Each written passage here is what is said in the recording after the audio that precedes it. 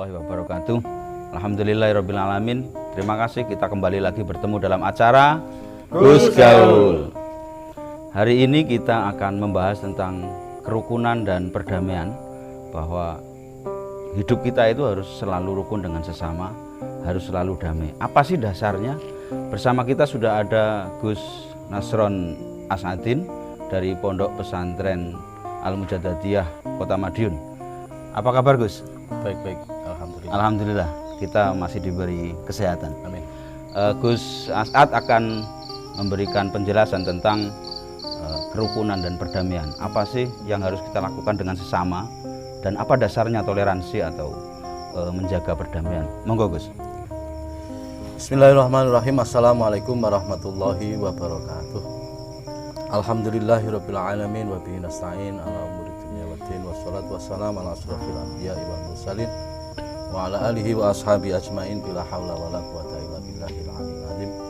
Allahumma shalli wa sallim wa barik ala sayyidina Muhammad wa ala ali sayyidina Muhammad. Amma ba'du. Pentingnya perdamaian itu diperintah oleh Allah Subhanahu wa taala sebelum takwa itu sendiri. Jadi di dalam Al-Quran Allah berfirman, A'udzubillahi minasyaitonirrajim, innamal mu'minuna ikhwatun fa'aslihu baina akhwaikum wattaqullaha la'allakum turhamun. Sesungguhnya orang-orang yang beriman itu adalah saudara. Maka perintah pertama yang diperintahkan oleh Allah bukan takwanya dulu, tapi damainya dulu. Fa'aslihu, maka berdamailah kalian semua, wattaqullaha, dan bertakwalah kalian kepada Allah. Artinya begini, ketika kita berdamai dengan siapapun, maka potensi kebaikan itu akan muncul. Berbeda ketika kita Tidak baik dengan orang lain. Contoh kecil begini, ketika kita dengan pasangan kita, dengan istri kita bertengkar, maka potensi-potensi yang ada adalah potensi keburukan. Sedangkan ketika kita berdamai, kita bisa ke masjid bersama, kita bisa belanja bersama, kita bisa bergurau dengan anak-anak bersama. Maka begitu pentingnya perdamaian itu, sehingga sebelum perintah takwa pun Allah memerintahkan untuk berdamai. Sehingga inilah yang digunakan oleh leluhur kita, bahwasanya salah satu di antaranya adalah kita berdamai dulu, baru ketika berdamai maka bisa memunculkan potensi-potensi ketakwaan. Bayangkan kalau kita hidup mungkin di daerah-daerah kerusuhan, maka ke masjid tidak berani, berjamaah tidak berani, sehingga akhirnya potensi-potensi keburukan itu akan muncul dan potensi kebaikan tidak bisa dibangun.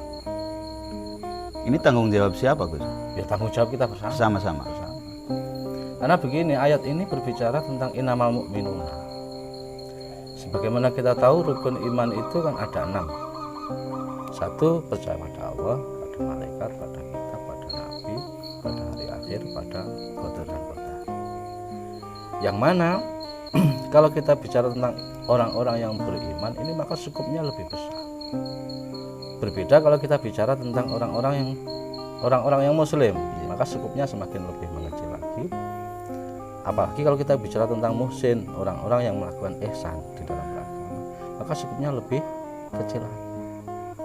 Maka sebagaimana kita tahu sejarah, bahwasanya bagaimana perjanjian yang dibuat oleh Rasulullah ketika sebelum Fathu Makkah, itu yang begitu sejarah mengatakan bahwasanya Nabi sempat diprotes oleh sahabat Umar, apakah engkau masih Nabi wahai Rasulullah? Iya, saya masih Nabi. Karena apa? Isi perjanjian itu sangat merugikan orang Islam.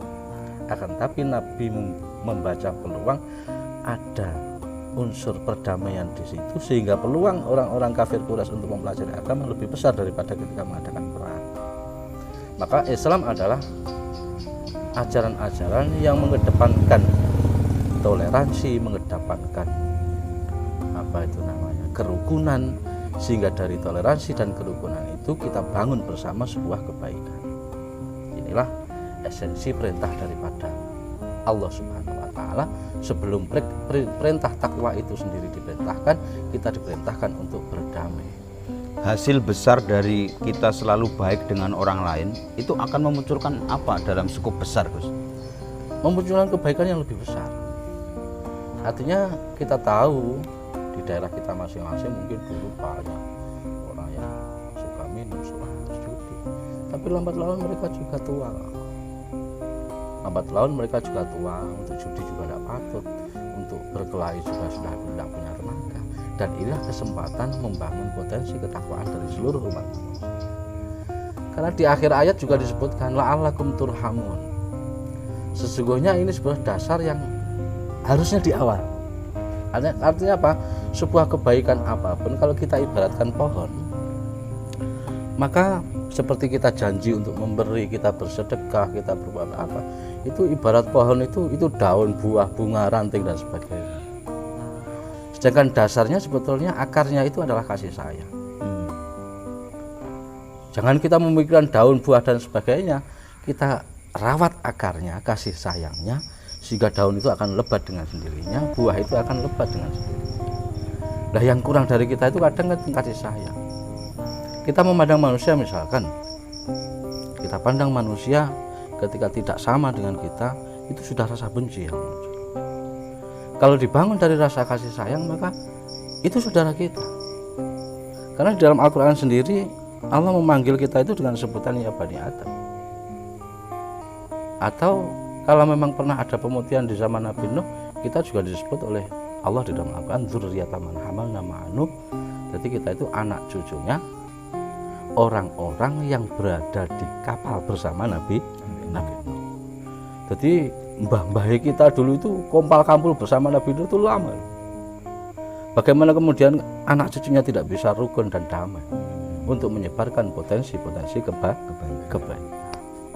Maka inilah yang disebut bahwasanya kita harus membuka peluang selebar-lebarnya.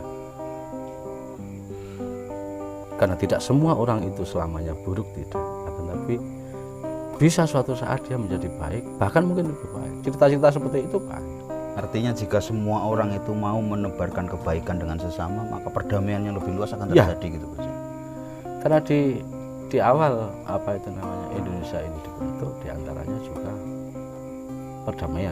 perdamaian seluruh dunia. Jangan ada yang saling menyakiti antara satu dengan lain. Maka potensi ancamannya perpecahan gitu. Ya.